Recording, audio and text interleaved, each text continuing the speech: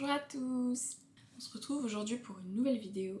Et d'ailleurs ma première vidéo face caméra où je vais vous parler de comment est-ce que j'ai fait pour transformer mon visage. J'ai reçu tellement de commentaires de gens qui me demandaient comment faire pour transformer mon visage et c'est vrai que ça a été compliqué de répondre un petit peu à tout le monde. Même quand je fais des vidéos sur Instagram et que je donne des indices, malheureusement je ne peux pas tout expliquer. C'est beaucoup trop compliqué, il n'y a pas assez de place, etc. Et c'est toujours mieux de faire une vidéo pour expliquer le déroulement des choses. Donc je vais vous faire une première vidéo aujourd'hui pour vous expliquer comment j'ai fait, mais je pense que je ferai une seconde vidéo parce que j'ai tellement de choses à dire que non, je pense que la vidéo sera un peu trop longue, donc on va faire ça en deux parties. Donc il y a quelques années maintenant, je ressemblais à ça et maintenant je ressemble à ça.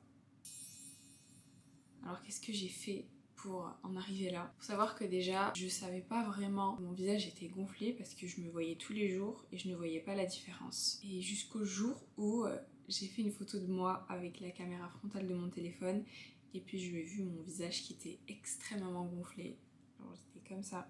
Et c'est là que je me suis dit, bon Maëva, faut que tu fasses quelque chose parce que là ça ne peut plus durer. Donc j'ai décidé de me prendre en main. Parce qu'il faut savoir qu'à cette époque-là je faisais déjà énormément de sport. En fait, il y avait plein de choses au niveau de mon alimentation, de mon sommeil, etc., de mon stress qui n'allait pas et qui faisait que je faisais de la rétention d'eau. J'avais un taux de cortisol extrêmement élevé. Et donc le problème, c'est que je ne savais absolument pas par où commencer. Je n'avais personne qui pouvait m'aider en me disant voilà, faut que tu fasses ça, ça, ça, ça. Donc ma transformation, elle a pris un peu plus de temps. Pour une personne normale maintenant, je pense que si je dois donner des conseils à quelqu'un, c'est pas quelque chose qui va se faire en 6 mois, 1 an, beaucoup moins que ça.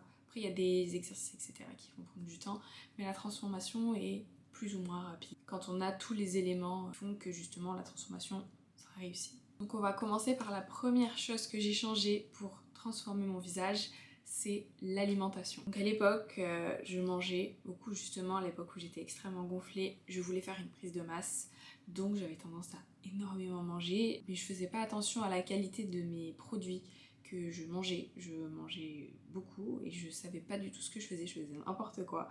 Et je me rappelle très bien que j'avais une alimentation déjà très salée. J'adore le sel, j'aime beaucoup les plats qui sont salés, donc j'hésitais pas à en mettre. J'étais particulièrement fan de la sauce soja Maggi, je sais pas si vous la connaissez, je vais vous mettre une image juste ici.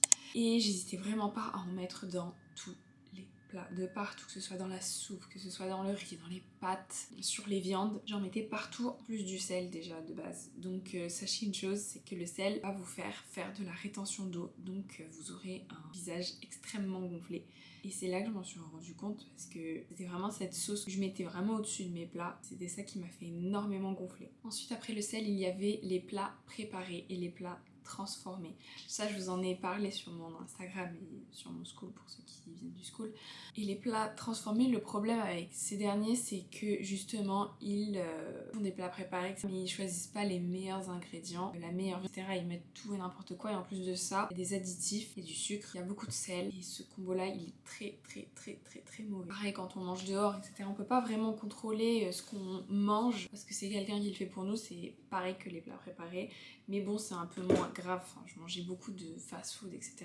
Toute cette nourriture qui est très mauvaise pour le corps et pour le visage aussi. J'ai beaucoup mangé de bonbons, viennoiseries, etc. Après, je pense qu'il y a un équilibre à respecter. Je pense qu'on peut se faire plaisir, mais en choisissant des bons ingrédients, par exemple notre nourriture nous-mêmes, en fait, en prenant des ingrédients bio, etc., de la viande de bonne qualité, et en limitant le sel, etc. Parce que ça, quand on achète des plats préparés, on peut pas le checker. Ensuite, il y a une troisième chose, je vais vous parler des huiles de graines. Le problème avec les huiles de graines, je vais vous dire ce que c'est que les huiles de graines. Toutes les huiles de graines, c'est l'huile de colza, l'huile de palme, l'huile de tournesol. Ça, vous en trouvez de partout. Je sais pas si vous êtes allé dans un restaurant asiatique, vous avez mangé. Vous avez comme une sensation de gras dans la bouche ou au fond de la gorge qui reste. Et en fait, ça, c'est dû aux huiles de graines qu'ils utilisent en fait pour faire frire, par exemple, les nems, les samosas, et ça ils les utilisent énormément. C'est ça qui cause de l'inflammation. Et le problème, c'est que si vous regardez, allez dans votre cuisine et regardez, si vous avez des paquets de gâteaux, regardez les ingrédients derrière, vous verrez, il y a toujours de l'huile de palme, de l'huile de colza, et il y en a de partout. Et où qu'on aille en général, c'est vrai qu'ils utilisent en Europe un peu moins, mais je sais qu'en Asie c'est extrêmement présent. En fait, ils utilisent de l'huile de graines pour faire cuire les aliments parce que c'est moins cher que l'huile d'olive. Moi je fais cuire tous mes aliments, soit avec du beurre, avec de l'huile d'olive, mais jamais de l'huile de graine. Ensuite, la seconde chose qui a fait que j'ai énormément gonflé, c'est l'alcool. À cette époque-là, quand mon visage était très gonflé, je sortais énormément. Je buvais beaucoup d'alcool, même quand j'étais à la maison, en famille. Le problème avec l'alcool, c'est que ça perturbe l'équilibre hydrique et électrolyte. Donc en gros, ça va faire que vous allez être déshydraté. Quand vous buvez de l'alcool, vous verrez les lendemains de cuite, vous allez ressentir une sécheresse, vous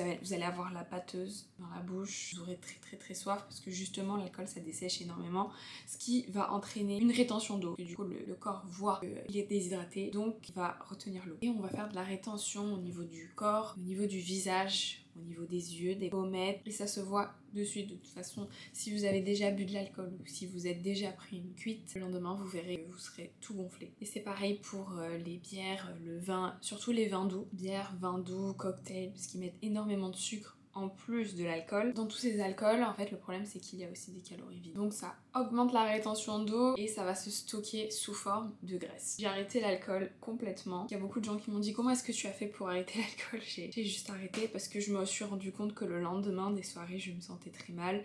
Même à petite dose, en fait, je le supportais pas. Ça perturbait mon sommeil.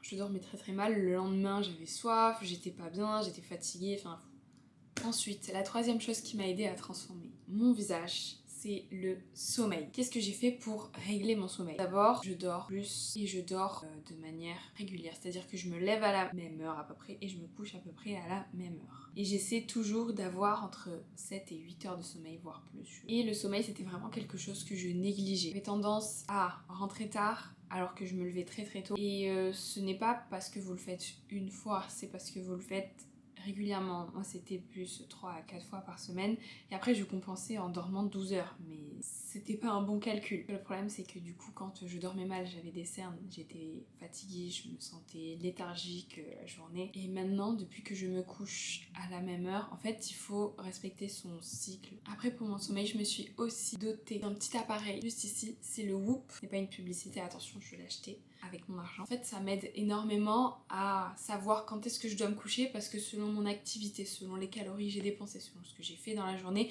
il va me dire voilà mais il faut que tu te couches à telle heure. Donc là en ce moment c'est plutôt un tour de 23 heures. Et je me lève 8h et c'est comme ça tous les jours. Il va me dire voilà tu auras plus besoin de sommeil donc tu dois te coucher plus tôt. Mais ça franchement c'est génial. Ceux qui sont dans le sport, qui ont envie de savoir leur indice de récupération, allez-y. Franchement ça vaut grave le coup. Ensuite, il y a quelque chose que j'ai intégré dans ma routine que je ne faisais pas avant ma transformation. Enfin, si je le faisais, mais pas de manière aussi régulière, ce sont les massages du visage. Alors, il y a une chose qui est bien, c'est que notre corps est constitué d'un système lymphatique qui fait qu'on a la lymphe qui circule, c'est le liquide qui transporte toutes les toxines. Et le problème, c'est que si on ne l'active pas bien ou si on ne le stimule pas, les toxines vont rester à un endroit, ce qui fait que ça va gonfler. Donc, l'objectif des massages, c'est de permettre de faire circuler la lymphe correctement pour ne pas avoir des gonflements localisés. Et c'est valable autant sur le visage que sur le corps. Vous pouvez aussi le faire sur le corps. Donc je fais également des massages que je combine aussi avec le face yoga. Le face yoga, c'est le fait de muscler son visage. Et selon tous vos problèmes, j'ai des exercices sur mon school. Ensuite, je vais vous parler du stress. Je suis une très grosse stressée de la vie. Je stresse tout le temps. Et à cette époque-là, quand j'ai fait ma transformation, je stressais énormément parce que j'étais encore dans mes études. Les études, ce n'est pas du tout de tout repos entre les études. Le travail, enfin les 2 travails que j'avais dû cumuler, extrêmement stressée. Et je ne m'arrêtais pas. Le stress vous bouffe la vie. Le problème, c'est que quand on est stressé, on a tendance à rester crispé. Par exemple, toujours comme ça. Moi, je sais que quand je suis un petit peu stressée, je fais du bruxisme. Le bruxisme, c'est le fait de rester crispé et de serrer les dents comme ça. Toujours avoir l'air tendu. Et quand je suis stressée, j'ai tendance à avoir mal ici. Donc, je me masse le visage comme je peux pour pouvoir libérer toutes ces tensions. Et donc, moi, c'est au niveau de la mâchoire, mais chez les autres personnes, ça peut très bien être au niveau du front, au niveau des pommettes juste ici, au niveau de la mâchoire comme moi. S'il y a bien quelque chose qui je pense est commun chez les personnes en ce moment, c'est le cortisol. Alors attention, le cortisol, on ne peut pas en déduire de suite d'où il vient parce qu'il faut effectuer une prise de sang. Moi pour ma part je sais très bien que ça venait également du cortisol car j'étais tout le temps fatiguée et puis j'étais extrêmement stressée et puis je le sentais en fait, je sentais que j'étais tout le temps sur les nerfs. Et d'ailleurs, je vais vous reparler du Whoop. Là, le Whoop, je l'avais pas à l'époque, je l'ai maintenant depuis 1 an. Il y a aussi un moniteur de stress sur le Whoop qui vous indique quand est-ce que vous êtes stressé et combien de temps vous passez dans votre journée à être stressé. Donc c'est plutôt marrant. Alors comment est-ce que j'ai fait pour faire en sorte d'être moins stressée? Il y a quelque chose qui m'a aidée, c'est la marche. Marcher. Ça permet de libérer mon esprit, de pouvoir penser à autre chose, pas penser aux choses qui me contrarient, qui m'angoissent. Et en plus de ça, notre corps a besoin de bouger. J'ai essayé de faire le plus de pas possible dans la journée. Ça m'a aidé. Il y a aussi des compléments alimentaires qui m'ont aidé comme le magnésium. Le magnésium, vraiment top. Il y a aussi un complément alimentaire qui est très très bien. Je ne le prends pas parce qu'il est très fort. C'est l'ashwagandha, mais parce qu'il va vraiment permettre de te détendre. Il me semble même que c'est une sorte d'anxiolytique naturel. Et aussi une chose qui peut faire diminuer votre stress, c'est la respiration, la méditation, le fait de passer du temps en famille, de câliner des animaux, de passer du temps avec ses amis, aussi de faire un sport aussi. Ça aide. Je faisais du sport aussi, mais c'était quand même du sport à haute intensité, donc c'est pas très bon pour le taux de cortisol. Je pense que maintenant je vous ai un peu parlé de tout ce que j'ai fait. Je pense que j'ai réussi à faire le tour de la question, à vous expliquer comment est-ce que j'ai fait pour transformer mon visage. Je ferai bien évidemment une seconde partie pour rentrer plus dans les détails, sinon je pense que cette vidéo sera vraiment très longue. Donc j'espère vraiment que vous avez aimé cette vidéo, donc n'hésitez pas à lâcher un petit follow ou un petit j'aime, ça m'aiderait vraiment beaucoup. Et n'hésitez pas également à commenter, à me dire ce que vous en avez pensé et ce que vous aimeriez voir sur cette chaîne YouTube. Voilà, je vous fais des bisous.